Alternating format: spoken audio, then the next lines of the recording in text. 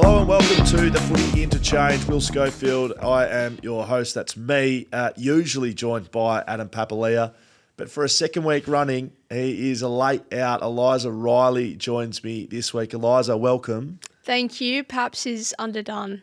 Underdone? He's facing a fitness test heading into finals. I think he will be, in all honesty. It's more than underdone. He can't speak. You can tell us what happened. Talk us through the 6PR call on Sunday, Fremantle versus Western Bulldogs. So, I mean, he if he was sitting here, we'd say, just give it some context, Schoey. Don't just go straight to the end of the story. So one of the hardest working men in football, right, must be said. Busy Adam Papalia. man. Busy man. High quality, best caller in the business.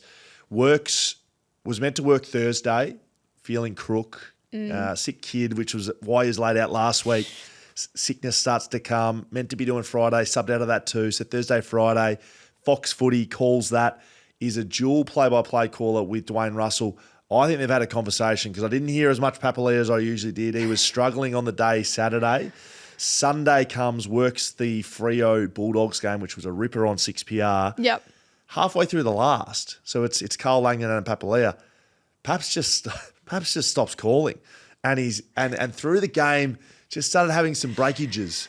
Like, the Western Bulldogs and the and I'm sort of looking at Dave Mundy. He's going through puberty again. Well, look, I don't know what's happened in that regard, but Paps basically had to hang the headphones and the microphone up halfway through the last, and he is done. Wow. No voice, is unoperational, and so we're going to take the reins of the show today. Lucky I still have mine. Correct. So thanks for joining us. If you are joining us for the first time, the Footy Interchange is where we go through every state in the country, the ones that play footy at least. We'll have to add a Tasmanian correspondent shortly. We need to start recruiting for that. Correct. We bring you the news from people on the ground across New South Wales, Queensland, Victoria, and of course South Australia, as well as here in Western Australia. Talk to some great guests, and we'll get through some of the big moments of the round during the show today. Usually we lead with them, but I think we can chat about Isaac Ranken and what's gone on there. Some of the stuff over here in the West with Oscar Allen, the captain of the side, leaving the team. We'll get into all of that coming up here on the Footy Interchange. Let's get into it. Okay, let's head to Queensland. Tom Rockliff, 200 gamer, Port Adelaide, Brisbane, Rockliff Finance. I personally love the backdrops Tom rolls out every week. You've been a busy man over the weekend, Tom. Is there anyone you haven't sent off? You were in Adelaide, you're in Brisbane, you were part of laps of honour and guards of honour. What haven't you done this weekend? Well, pretty much all of it, Schoey, and as we head towards September, I'm sure there'll be a few more phone calls that I can go and send a few more people off. So, yeah, she was a busy weekend, but a really good one. Obviously ventured down there to Port Adelaide and seeing Boki off in a pretty special win in the end. They had no right to win that. It always helps when you've got four men in yellow out there assisting you with the win. They got away with that one. And then a really good game of footy that Brisbane probably should have won a bit more easy than they did. They didn't take their opportunities in front of goal, but another star, Dane Zorko, got to 300 games. Didn't start till it was 23, 24, so an incredible achievement. BT putting you under the pump in the rooms as well. What's going on there? Oh, well, if you had seen the intro, he snuck into the box in Triple M pre-game and threw a couple of barbs, and he copped 1-2 back on his chin and dropped the microphone and walked out. I get the better of BT for some reason, and he normally gets everyone, but he doesn't like it when it comes back the other way. So he tried to sneak another one back in the rooms post-game. Let's start with Brisbane. Look, they've done what they've had to do. They've finished top four. How do you see their final series playing out? Yeah, I think they're cherry ripe. I think they're primed to win it. If they had lost that game, I think you put a line through them on the basis that they'd have to go back over to Perth, beat Fremantle over there, and then they're on the road for the rest of the finals campaign. So it makes it really difficult. This way, that they've got Geelong in Melbourne at the MCG. They've got no fear going there. They took them on in a prelim final last year, got the better of them, went down to HBA Stadium earlier this year, beat them down there for the first time in 20 years. So I think they're cherry ripe. Spoken about it all year that their best footy in the big moments has been better. It's just they've let themselves down against lower opposition. for whatever reason this year, and it can happen when you've been to the top of the mountain, which they did last year, you can take your foot off the gas in games you're probably expected to win, and we know how even the competition can be at certain times. So I think they're cherry ripe for finals. They're probably an injury or two away. You wouldn't want to lose too many more, but Lachie Neale comes back into that lineup this week, which will benefit them. The All-Australian squad was released this morning, being Tuesday. There's 5 Lions in it: Harris Andrews, Zach Bailey, Josh Dunkley, Hugh McCluggage and Dane Zorko. Who is the lock from Brisbane Lions to make it, in your opinion?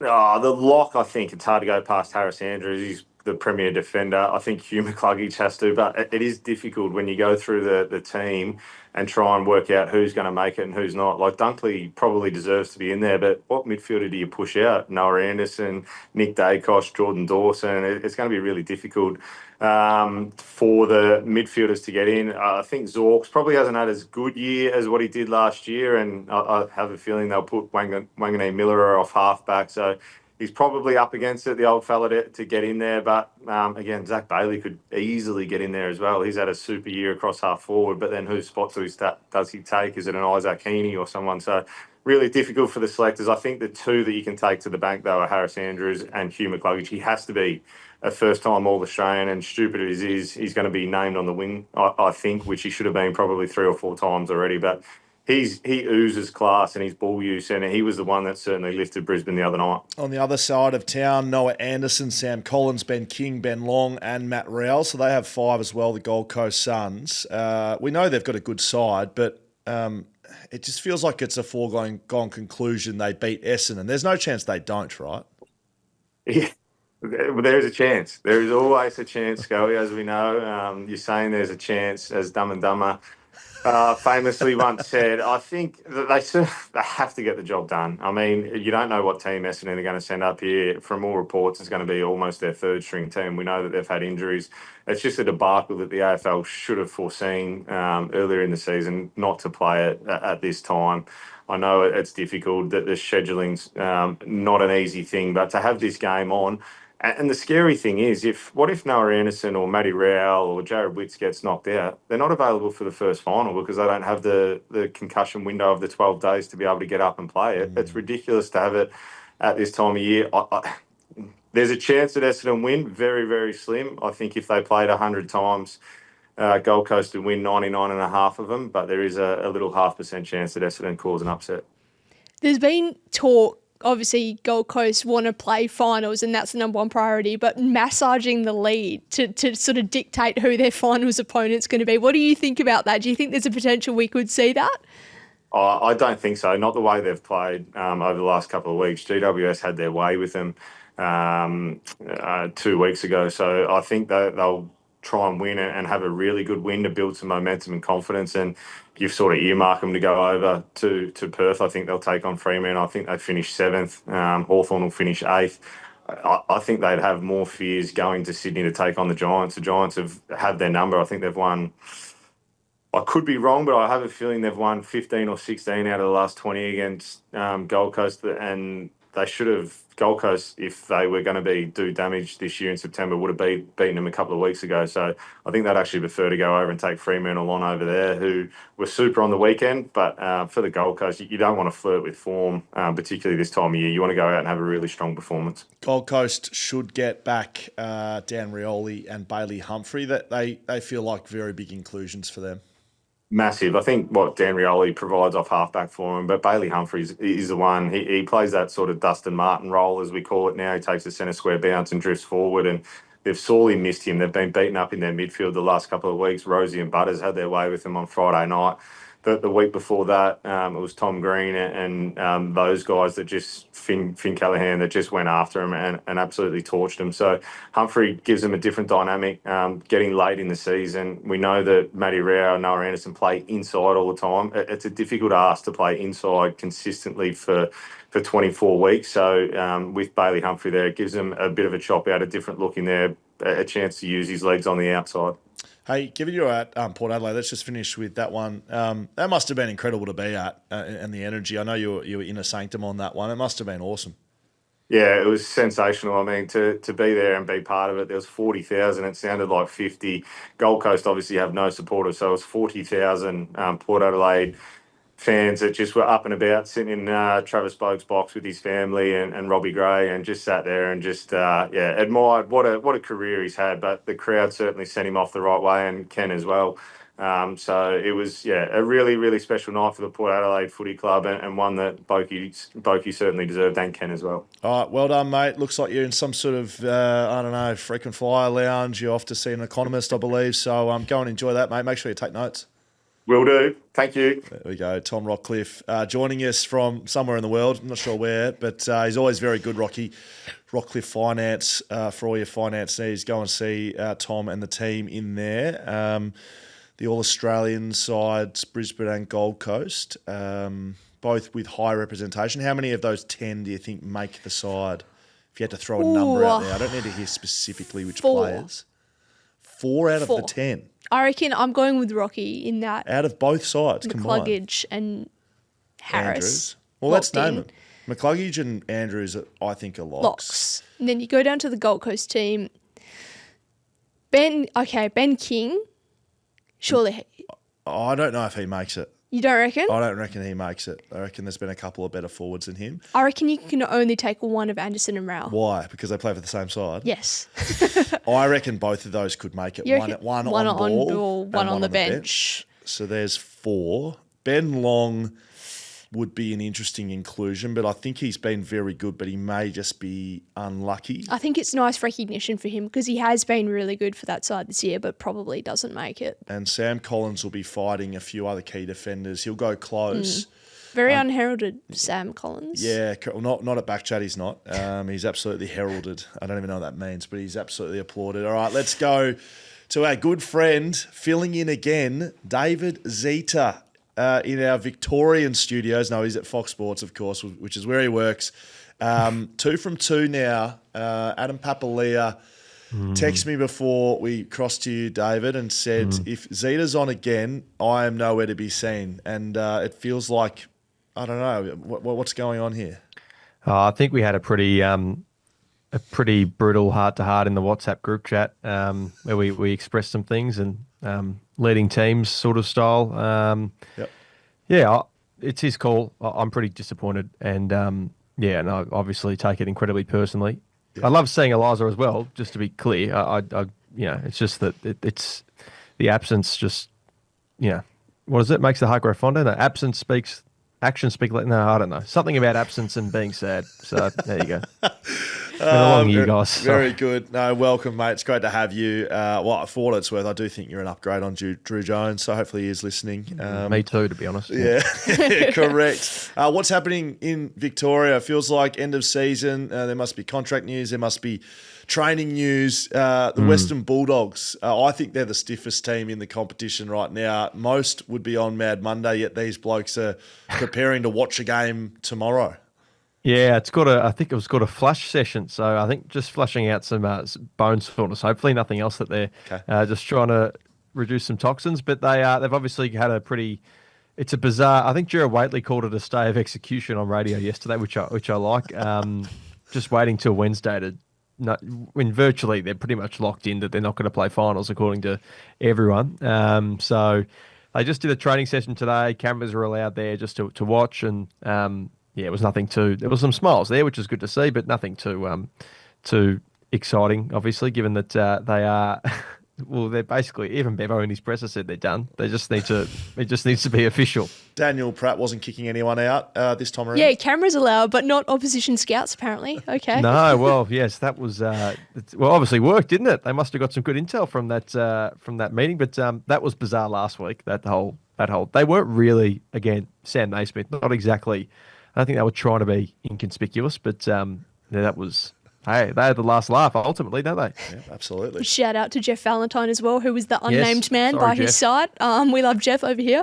What about Carlton exit meetings today? Obviously some big names in the limelight. Curnow, TDK, were you down there? What can you tell us? No, so how the pool works, sometimes some networks will go there for us and then we'll swap vision with them. So we'll give them some stuff from the Dogs. They'll give us some stuff from Carlton. But Charlie Curnow, said that just judging by reports that he's pretty happy at Carlton, or he didn't say he's happy. He said that he's planning on being there next season. He said everything he needs to say to the club. So that's hopefully ticked off for Carlton fans. I'm sure there's plenty of water to go under the bridge there, though. And Jack Silvani left the club in his vehicle, not left the club full stop. But he was very adamant that, potentially has played his last game. So, they're not overly big fans of getting doorstopped, I don't think. And I don't think the journos are big fans of doing it. But you sort of have to in this day and age. And, TDK, I think we're expecting that to be official very soon, that he's heading to the Saints, but that's not really going to surprise too many, I wouldn't have thought. No. I mean, from judging what he spoke about after the game, he's absolutely out the door. And if those words you've spoken were Charlie's, that feels a little bit encrypted to me, but we'll watch and act on that one. Well, also, there's been a fair bit of clean out coaching-wise as well. So Aaron Greaves, Tom Lonergan, Aaron Hamill, all departing the club as well, was announced today. So they've continued to make change. Graham Wright doesn't like being called sort of the agent of change, but the reality of the situation is he's come in and they're making wholesale changes there around the coach. Any chance there's a reuniting between Michael Voss and Ken Hinkley? I'm just throwing that out there. Yeah, I saw a report that I think it was Caroline Wilson, the Hawks have reached out to Ken Hinkley, which would be interesting. But I think that'd be quite the pairing. I think Voss and Hinkley would make sense, to be honest, as that director of coaching or that head of footy role. I mean, who better than someone who's just done the job? Yeah. Maybe it's too many chefs if you have Ken Hinkley, a former senior coach, now former senior coach in there. But I think that would be a great boon. They're obviously they would have some ideas if they're moving on all these people. I would be staggered if they didn't have an indication from rival coaches as to whether they would be interested in working there next season. What about the big injury story over at Hawthorn? Josh Weddle has had some scans. Is he in any doubt for week 1 of finals? Well, he had a good scan result. So the bone stress in the back he had, the result came back clear. So he's eligible to play for Box Hill in what would be a VFL qualifying final. And then if he gets through that, then he could be eligible to play, or he could be ready to go to make his AFL return for the Hawks in the elimination final. Hey, Dave, is that because of injury that he's eligible to play? Because I can't imagine he's played too many games out this year. I don't know why it is that way. All I know is that he is eligible. Apparently, it's been clarified that he can play for Box Hill. So that's a big win for the Hawks because you want to get some match practice in, and he's eligible to play. So that's a great result for them, and they're relatively clean on the injury front. Otherwise, obviously, Will Day's not out there, but and Finn McGuinness with the kidney issue. So, but I think they're tracking pretty well. If they can get Weddle back in that side, they could do some damage in September. But I'm sure every other club thinks the same. Yeah, he feels important. From memory, that was the case. If there was anything to do with the injury and there wasn't a game available at AFL, you can play in the reserve side. So that is a good result for Hawthorn. Hey, before we let you go, All-Australian squad has just been named without notice. Any names you see that are surprising, or any names that you think, glad they're in there? Any thoughts on that squad that's been released? I didn't. I must admit, I didn't realise that maybe the selectors obviously spend more time on it than me. That Josh Battle had as good of a season as he seems to have had being in the squad. So credit to him if that's the case. He went under the radar for me. And then I think Tristan Sherry, well, obviously not being in there. Cal Wilkie not being in there. I've seen about 16 different tweets saying, does he play table tennis or all that stuff that people like to write. They're probably the surprising ones for me. I thought they would have at least got... And Paul Curtis, I mean, come on. Well, he didn't even make the 22 under 22, mate. Don't worry about the All-Stars. Oh, sorry. He didn't make the 22 under 22. That's right. So he can't make the All... It'd be weird if he made that and didn't make the 22 under 22. Maybe just for the sake of consistency, the AFL's just said you can't have Paul in there. But, there's been anything that stood out for you. You've probably already spoken about it. But we've been going back and forth. I was just looking at the ruckmen that are in there. Grundy... Gorn, yeah. Is there any other ruckman? Luke Jackson. Kind of, yep.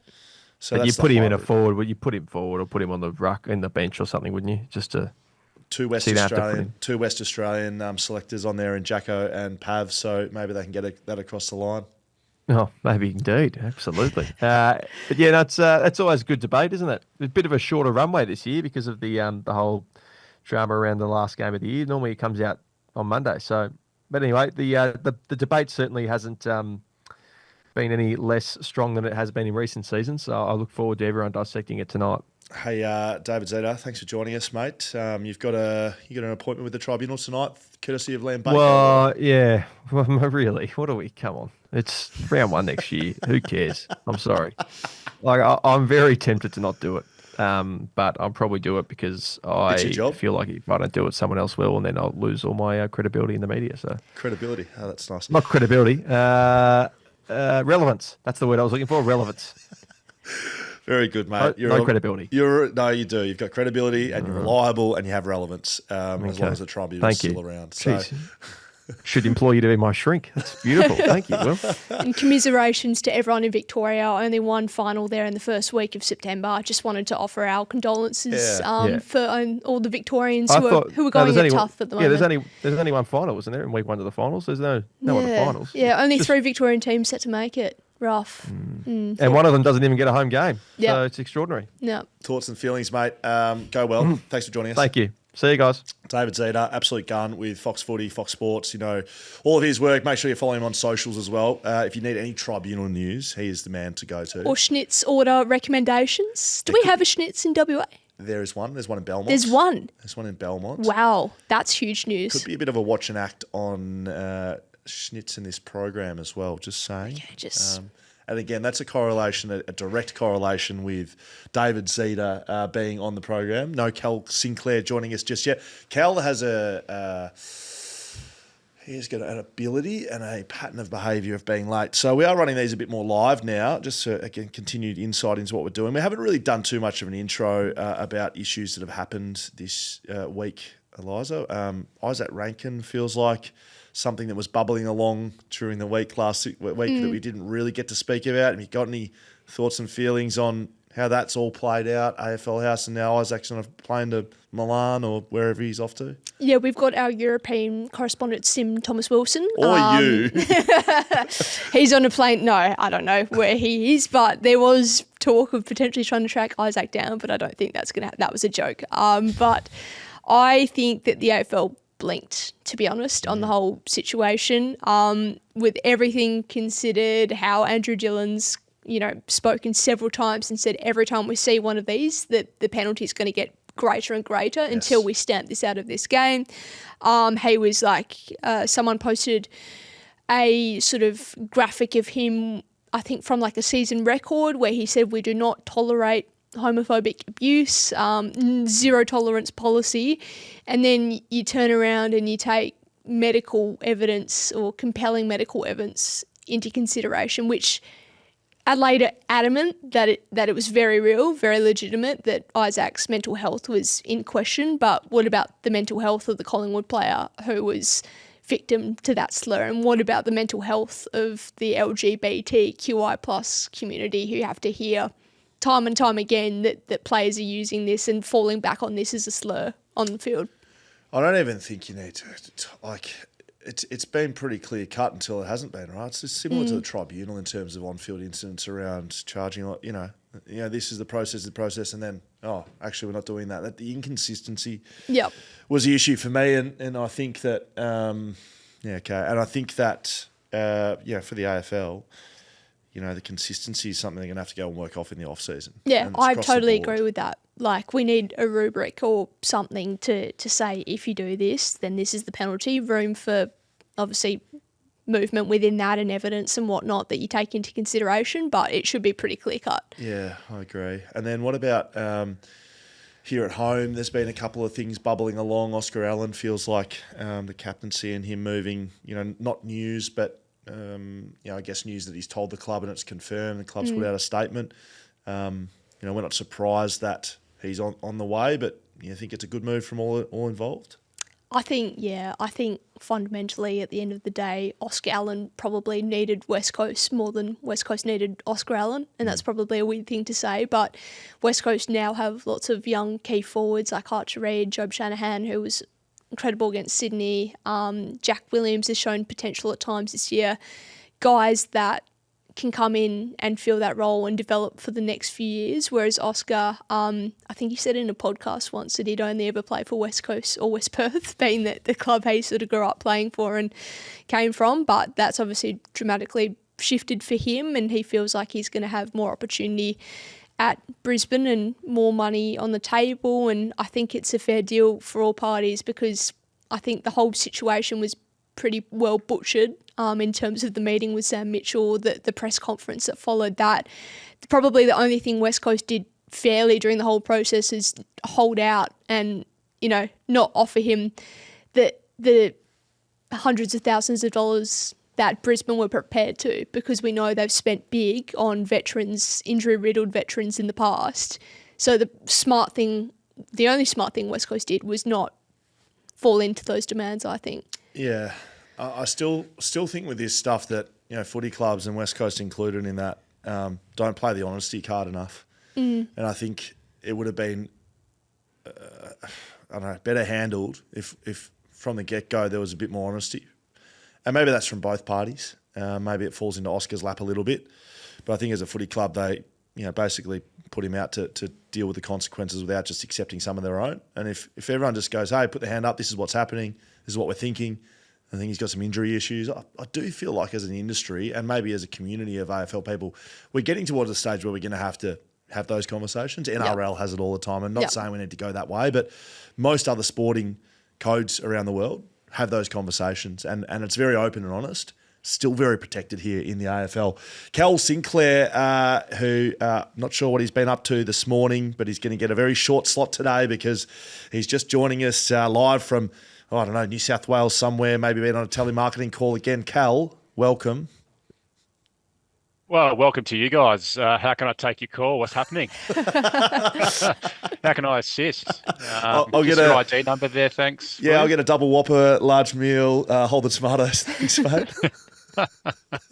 Drive on by. Anyway. All right, mate. Talk to us about what's happening in Sydney. Charlie Curnow, I heard he was going to the Suns, but apparently he's been linked to the Sydney Swans. Supposedly, pretty confusing. He came out pretty bold a few weeks ago post-match. I can't recall who that exactly was, but saying he's going nowhere and he's Carlton through and through. But I think where there's smoke, there's fire, William, and I'm pretty confident there'll be a conversation in a few weeks' time. Well, probably happening now, considering both teams aren't playing finals, but it'll be interesting to see where this one lands. It'd probably suit the Swans lineup, but I don't know if the SCG would suit a key forward, in my opinion. I used to hate it. But Charlie suited Buddy pretty well. Yeah, correct. Buddy's a different kettle of fish. We'll put him in that bracket. But no, for a second tier, I guess, backup ruckman with only limited minutes in the forward line was a tough place to play.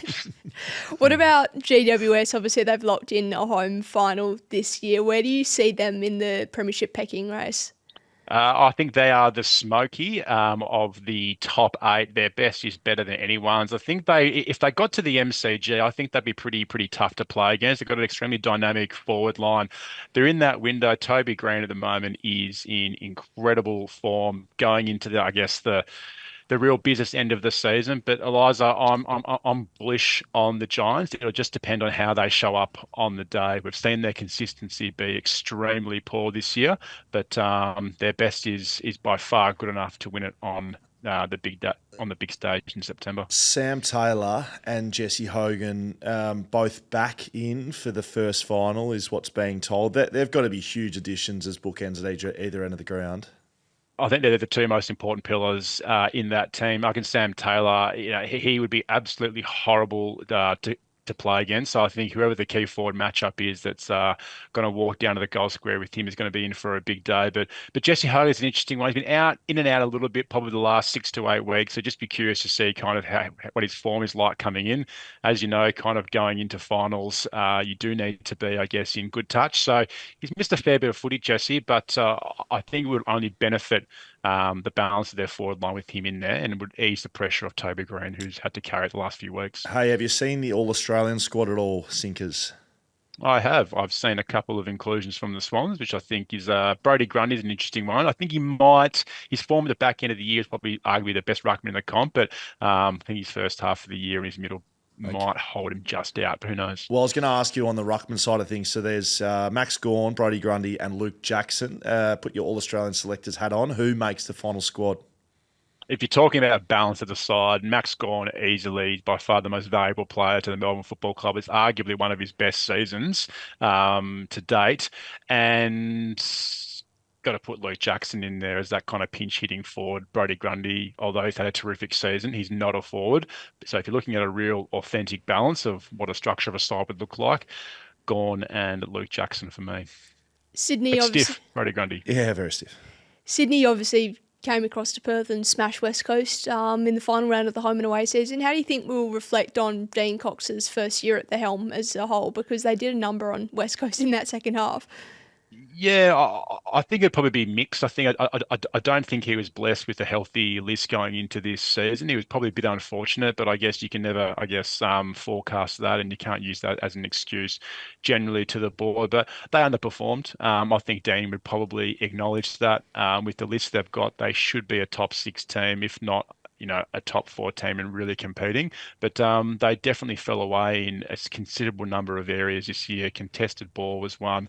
Their forward line, really, didn't have much consistency or balance throughout the entire season. But the capability is there. I think they know that they're better than where they are on the ladder. So it'd be interesting to see what they do at the trade table this year, whether they're very active or they back in the list that they've got, because it is capable. They just need to be more consistent.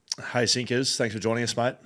No worries. Thanks, guys. Good man. Cal Sinclair joining us from Sydney with all the news from New South Wales. I think we should jump into our Western Australian preview. We're not going to speak to Dom Cassisi today. I'm not sure what country he's in. He's been in Vietnam, he's been in Thailand, so he's laid out. So we can talk a bit of Western Australia and South Australia, perhaps. I thought maybe Western Australia would be easier to go to. So we just spoke about Oscar Allen. Yep. We just spoke about... quickly, one more on that. Do you think it was weird that they rolled him out post-game against Sydney to speak to the crowd? Because there was a few muffled boos. So I didn't see booze. There was a few muffled boos. I didn't see it. Yeah. So I didn't. What was I? I must have been. I think I was chatting to Sydney players. He spoke to the crowd. Yeah, it was just sort of like a thank you To who? to the fans for rolling up. Is that right? For 24 weeks. I didn't see that at all. Yeah, it was. I'm pretty sure it was him, McQualter, and Duggan. They all sort of had a very quick message to the crowd. So the 2 captains of the coach. Yeah. Okay, it wasn't just Oscar Allen. It wasn't. No, that would have been even more weird if it was like. Thanks everybody for the good "Here times. he is." Don't know what's going to happen. Of course, our West Australian preview is brought to you by Heyscape, heyscape.com.au. I've been pushing maybe as a Father's Day present would be a good idea. Given I'm a father, I've got a personal invested interest in that. Take note, Schofield family. August 150 at checkout, we get you $150 off your stay. You can use that right now at heyscape.com.au. Cabin stays in nature. They've got great locations all across Western Australia. If you're a son, daughter, mother, father, sister, brother, there's something there for you. But I'm just pushing my own personal agenda, to be honest, Eliza. $150 off sounds pretty good. Yeah, correct. So make sure you get on to heyscape.com.au. So we've spoken about Oscar. We haven't really spoken about Fremantle and what they were able to do last weekend. In a win and get in type situation. I feel like people in Western Australia were less surprised than people over east. I feel like we were hopeful they could win and we were confident that they could win. But I think what the surprising element was the way they completely dominated the contest. And obviously Bulldogs got back in it late and gave themselves a bit of a crack. But that sort of second quarter, the way they took control of the game, I don't know if we expected that from them. Yeah, maybe. Certainly not after the way they started. So they effectively did that against Brisbane. They started really poorly. And I thought against the Bulldogs they did the same thing. So if the Bulldogs had kicked a couple of their first goals, I think it would have put some real mental pressure, scoreboard pressure, situational pressure on Freo. But because they didn't, they were able to then rectify it pretty quickly. And the Bulldogs' weaknesses came to the front pretty quickly as well. They were severely undermanned, behind the footy with their defence. But what I think that hasn't been spoken about enough is Freo didn't have their superstars play amazingly, I don't think. They didn't. Hayden Young, Sarong Brayshaw didn't dominate the game. Tracy was good. Jackson was good without dominating. Their unsung players, I think, played bloody good game. Switkowski was very good. O'Meara was very good in terms of shutting down the opposition. Bailey Banfield was very good. Murphy Reid was elite. You know, these players that don't get all the credits all the time. I thought Neil Erasmus was probably his best game at AFL level. That shows a good side when your best players don't have to play at their very best for you to win. And Alex Pearce's shutdown role on Sam Darcy was pretty incredible as well. Yeah, correct. Throw that into the mix. But you tweeted like midway through the first quarter and you were like, Fremantle will win this. Yeah, I did. Thank you. Yeah. That was, I looked at that and I was like, serious? Like, there's 3 quarters to go. Like, what are we talking about? But well, we only talk about it because it happened. If it hadn't happened, I would have said, "Shut up." You would have didn't say deleted that it. at all. Yeah, no, I would not have deleted it. But you live and die by the sword in life sometimes. So I just chucked it out there to create a bit of provocation if they did win or lose, and then I kept receipts for anyone who came at me and said that they couldn't have done it. So I tipped them. I tipped Fremantle. Yeah, so did I. The Freo Dockers, I think it's just massive for their footy club. I think it's big for Justin Longmuir as well, who, we've seen, I guess, some pressure both from fans and media around his job. I feel like that's secured now. Yeah. Oh, absolutely. And I feel like it was secure before the game, but it's just, you think of the narrative of the Fremantle Football Club, and so often in these high pressure moments, these big games, they've botched it. They call it dockery, the fans, when they have every opportunity in the world and then something goes wrong, something strange happens, something once in the history of the AFL, which was on offer, being like the first 15-win team to not qualify for finals. But they rocked up, they showed up, and they got it done, which is what Justin said in his press conference after the Brisbane game. He said, we'll win. We'll just go over there and win. Anything else you've seen either at West Coast or Fremantle this week, or things you're watching for the remainder of the week? Obviously, like exit meetings at West Coast, few delistings yesterday. Jaden Hunt has retired from his AFL career, That's a scene it coming. Just I know Hunty well. Retire before you delist me. Yeah, smart player. With Smart no bloke. disrespect to Hunt. Retired as well.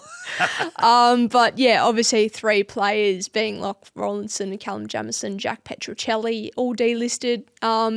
Jamison and Rawlinson you probably saw coming. Petruccelli just hasn't been able to get a good look in under McQualter, and he's one that's probably had more than enough time to prove himself. Yeah, I agree with that. I don't have any changes to those, and I'd say there'd be another bunch of players on notice with the trade period incoming. They'd have to wait and see if there's a list spot for them. There'd probably be a handful of those players too. But they would have moved pretty quickly. I think West Coast, they'd be keen to put this season in the rearview mirror and move on to the next one, and that's how it starts. It's list management decisions. The Dockers, of course, won't be having those decisions. They've got a couple of injuries that they're monitoring. Sam Switkowski being one of those with that knee knock, as well as Wagner.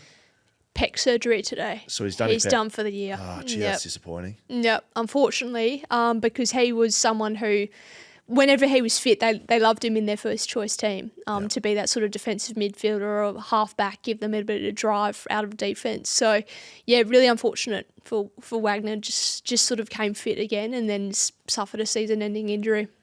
O'Driscoll kicked 3 and had 30 in the waffle, and Walker feels like another replacement that could be that sort of role player. Yeah, potentially, definitely. He would come into consideration. And, the other one is Matt Johnson. Where does he fit into Fremantle's finals team? Does he get a look in, or did that injury sort of mid-year cost him? Because he made his return via the waffle and had 20, I think. Looked pretty good, but obviously he has another 2 weeks to try and press his case now. Yeah, very difficult to do at training, though. Possession's 4/5 of the law in this circumstance. I think Neil Erasmus has gone past him. Yep. I think Neil will hold his spot. You can't drop someone after a game like that, especially when Neil played well. Maybe if Neil Erasmus had 5 touches and gets subbed, then you start making that decision. But he was good. He was beyond serviceable. He was good. One of their best players, I thought. So, unfortunately, that's how footy goes. And Matt Johnson's going to have to just continue to train well. Very, very hard for a Fremantle match committee to pick someone out of training because everyone will be training well. Would you send them back to? I was going to say the waffle. Done. It's done. That's what I mean. Peel did not make it. That's what I mean. So Peel hasn't made the finals. There's no more games. They can't press their case that way. It's just difficult to get in now, because if they lose, they're done. That's how you get a change usually. When the loss happens, you want to make changes. So there's no changes this week. They're either winning, and it's going to be hard to break into the side, or an injury. So basically, Matty Johnson's going to wait for an injury, is my opinion. Just on the All-Australian squad to finish off on Western Australia, Andrew Brayshaw, Jordan Clark, Luke Jackson, Caleb Sarong, the 4 Fremantle Dockers in the squad. No nominations for the West Coast Eagles. I'll come back on Freo, but if there was going to be a player from West Coast, who would it be? Liam Baker? Liam Baker. Perhaps, but... At a stretch. Yep, halfback / midfield feels pretty stacked across the board, and I don't think they would have even slightly considered a West Coast player given their season. Of those 4, any of them making it? All of them? Some of them? Jordan Clark, for me, is a lock. Yes, he I has agree. to be in there at halfback, and then the others are probably 50-50. Luke Jackson, I think, if you got a spot on the bench for a ruck / utility, he's got to be there. I would really love the selectors, and it feels like they're trying to do this more, is pick an actual team. You would never play Grundy and Gawn in the same side. Well, Melbourne didn't think so. They tried. Correct. And it didn't work. Yeah. And I don't think if you're playing next weekend, you'd be playing Gawn and Grundy. You'd be playing Jackson with one of whoever you think the best ruckman is, wouldn't you? Yeah, and I'm on the AFLW All-Australian Committee, and that has been a contention point of mine, trying to pick a squad that actually has wingers, Good. and wingers that are wingers, Chips in not on that. inside midfielders. Chips in on that. Pick a side that would win a game of football, not, we're just trying to get the best players a game. Yeah. So that's going to be an interesting one. I'll probably side with you a bit. I think you'd only have one of Brayshaw or Sarong, if any, and Sarong would be my pick. Sarong's, Is he too taggable? Is he too easily nullified out of games to get a gig this year? But the reason he's taggable and gets tagged is he's the best. So Fair I think point. his performances when he hasn't been tagged is better than Brayshaw's. Brayshaw's been more consistent because he hasn't been tagged. I'd have Jackson in the side, and I'd have Clark in the side as well. That is the West Australian wrap-up. Thanks to Heyscape, heyscape.com.au. Go and get dad or mum, for that matter. Doesn't have to be just blokes. Go and get them a stay at Heyscape. Locations all around Western Australia. We are going now to Steve Gravina, of course, with front-runner physiotherapy in Osborne Park. It gives us all the great injury news. Give your phone another flip for us, Stevie G. Just give her a double rotate. There we go. We see you now, mate. Thanks for joining us, Steve. How's your week been, and what have you been seeing on the injury front? Corey Wagner, we were just speaking about, a disappointing end to his season. Yeah, unfortunate for him. You don't see Peck injuries that often, maybe 1 or 2 across the league each year. By the sounds of it, it's not a really high-grade one, because the ones that are at that sort of higher grade tend to go straight to under the knife and get repaired. So, Eliza, is that confirmed? Yeah, I believe it's confirmed he's gone for surgery. So he has gone in for surgery, Steve. So I think it just came out. I think we just saw that come across the deck. So what does Peck surgery look like? That's obviously season done, but what's the actual mechanism there?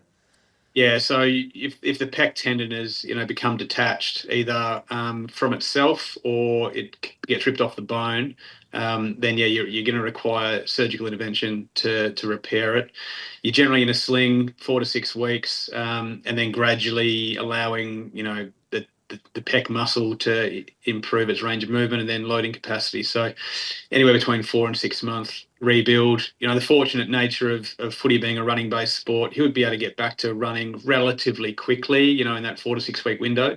And, to be honest, this time of the year, his pre-season won't be significantly hampered because early pre-Christmas stuff will be light skills that he'll be able to participate in, but it'll be the real combative, contest work, tackling, fending off, those kind of things, which he won't do till after Christmas. But yeah, no, shocking news for him, unfortunately, to miss the finals campaign.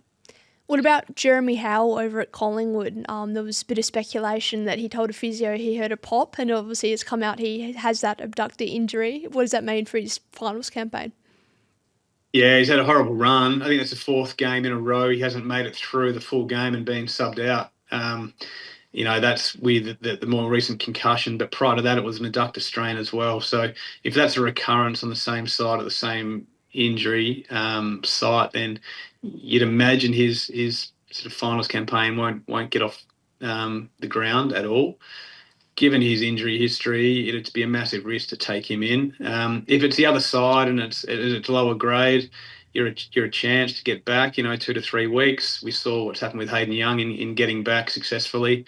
But the risk of re-injury in your first month post return is significantly higher than otherwise. So, it'd be a ballsy call to bring him into a finals campaign where he hasn't been able to get any footy going, but we know how important he is. So, he may be in a situation where they roll the dice. But you hear a pop in an adductor, that usually means it's not a low grader. Stephen Cornelio injury is an interesting one, given concussion protocols now. It's a 12-day minimum. He was concussed Sunday. How does that work going forward for finals? Is GWS hoping for a later game? Yeah. So you'd hope that the game is going to be Saturday or Sunday, because if it's a Thursday or Friday game and that's within that 12-day protocol, then you just can't play. So regardless of how quickly his symptoms do settle, it's gonna really come down to how the AFL schedule that. So you'd hope it's a Saturday or Sunday game, but I guess first and foremost, you hope the symptoms do settle and he is able to function again in pretty well. So they go through some really clear established protocols where he needs to be symptom free before they progress into any form of exercise and then training. But yes, they're going to be waiting nervously on that schedule looks like. For 10 teams now, obviously the season has come to an end. Really interested to know, obviously there's exit interviews with the footy staff, but what about exit interviews with the medical staff? What do those look like? Yeah, well, it's a bit unique that this year you'd imagine that the 10 teams, 9 of those teams would have known a fair way out that they're not playing finals. So you've probably got a bit more time to prepare for that, because once season finishes for a club, it may have changed in the last couple of years since it's been out, but you only really have 36 to 48 hours with the playing group face to face before they take off for wherever they're going for their end of season celebration. So it's manic period in the footy club the last couple of days. So you have the guys that have already been shut down who will just continue on their rehab, and their rehab plans will be well established.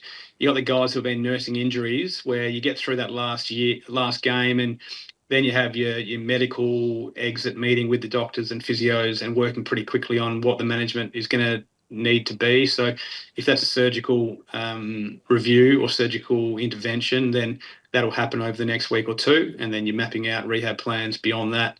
If it's just a period of time off legs, if they've been nursing a sore ankle or sore knee and it just needs time to have a bit of a break, they'll put together an off legs period where you won't run for 6 to 8 weeks, and then build beyond that in the off season. But you need to have all these plans in place now, because you're not really allowed to access the players in their leave period technically. So you have all their rehab programs and conditioning programs ready to go.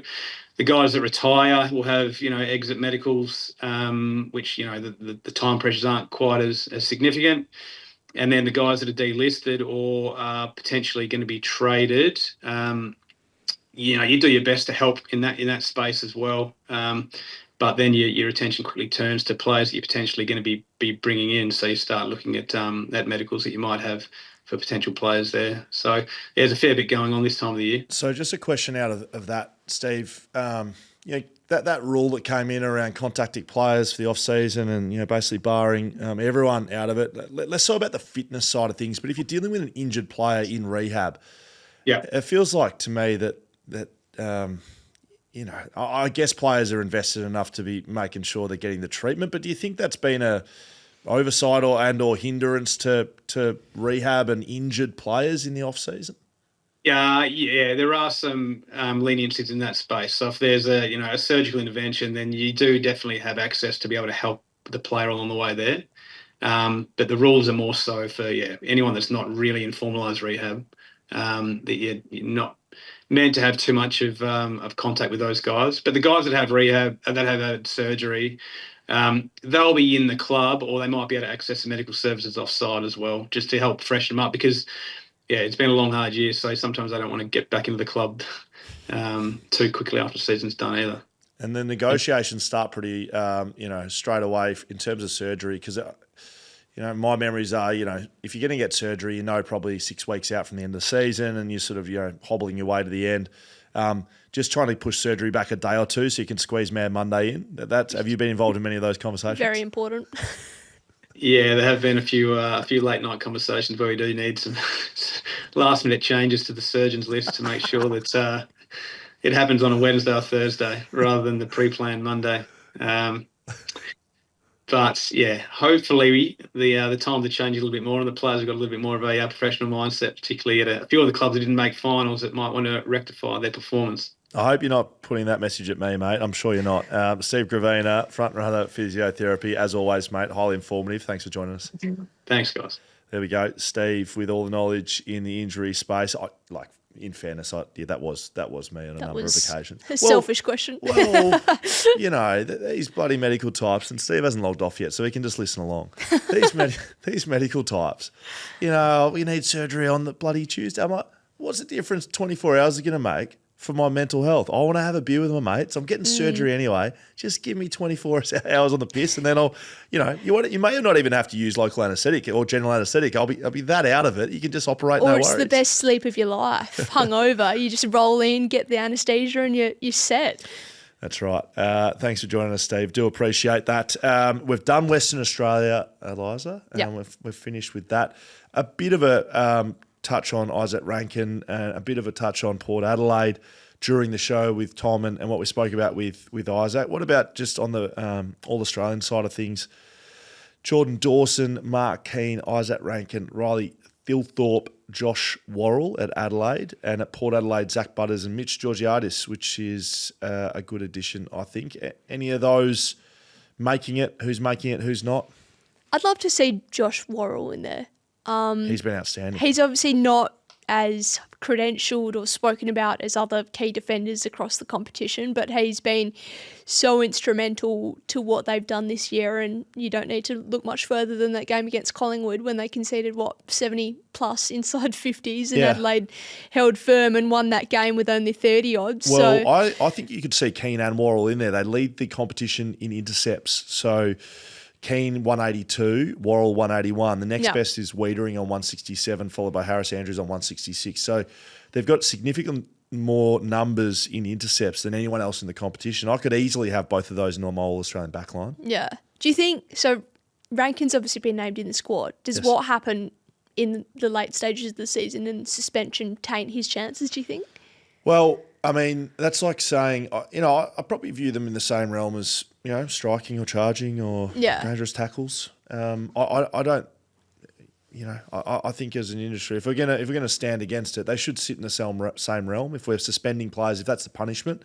So if he, got done for charging in the last round and he got 4 weeks for a charge or a strike, I don't think we'd be limiting his ability to make the All-Australian team. It's like when Andrew Gaff made it in 2018. Yep. Despite what happened with Brayshaw. Yeah, well, I don't think similar circumstance. Unless we're going to say it's the fairest, it's the All-Australian and fairest side. Yeah. It's the best team. Does he make it on the back of his season? You wouldn't have him as a midfielder, certainly. He's kicked 31 goals as a, forward who goes inside at stages. He's averaged 6.6 score involvements a game. He's had a good year, really good year. There's others in the conversation as well. I don't know if you make it. Thilthorpe is the one for me that I think plays. I think he's the other key forward that makes the team. Jeremy Cameron will make it, clearly. But Thilthorpe, I think, is a key forward in this side, and I think they'll play Luke Jackson as the third tall in the forward line. I like it. Yep. Port Adelaide, who did I say? Georgiadis and Butters? Butters, you can definitely make a case for, and I think Kenny tried to in his final game at the final press conference of the year and said if he's not in the team, then everyone's blind on the selection panel. Yep. You can make a case for him, but there has, as every year, been so many good midfielders in the competition, but his desperation and his willingness to lead that side could see him swing above the rest. And Georgiades' brilliant year has been the one big banana in that forward line all year with injuries to others. It'd be great to see him in there, but I don't know. Tough call. Yeah, Georgiadis won't make it. I'll put a line through him, unfortunately, just given the other players involved at that position. Hey, Eliza, we are finished for the day. Thanks so much for subbing in for Adam Papalia once again. We needed to ask Steve. Sore throat remedies. He doesn't even have a sore throat. He can't speak. I rang him and he said there was silence, and so he didn't say anything. I had to text him. He can't speak. So once again, upgraded to you, Eliza. Adam Papalia may be back in the chair, maybe not. Stay tuned for our Thursday. So thanks for joining us, Eliza. Thanks. Stay tuned for our Thursday question and answer. Eliza and I are going to get stuck into that now. If you do want to be a part of the show, we'd love you to be a patron. You can sign up at backchatpodcast.com.au to help us make great content like this show and others on the BackChat network. It's been a pleasure. Thanks to our sponsor, Heyscape. Make sure you go and sort them out at heyscape.com.au. We'll see you next week.